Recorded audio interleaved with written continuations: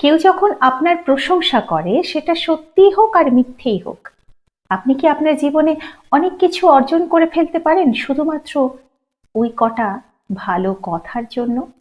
নিশ্চয়ই নয়। একই রকম কেউ যখন আপনাকে বদনাম করছে, মিথ্যে বদনাম করছে, আপনি জানেন আপনি আপনার জায়গায় একদম সঠিক মানুষ, তখন ওই কথাগুলোকে কেন গুরুত্ব দিয়ে নিজেকে কষ্ট দিচ্ছেন? প্রশংসা যেমন আপনাকে কিছু দিতে পারছে না, নিন্দেও, মিথ্যে নিন্দেও আপনার থেকে কিচ্ছু নিতে পারবে না, যদি আপনি না বিভ্রান্ত হয়ে পড়েন।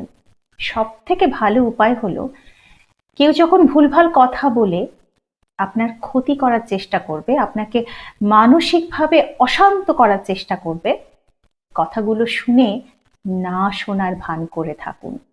নিজের কানকে নিজেই অবহেলা করুন, দেখবেন আপনি ভালো থাকবেন, আর ওই মানুষটা আপনাকে দেখে কষ্ট পেতে শুরু করবে।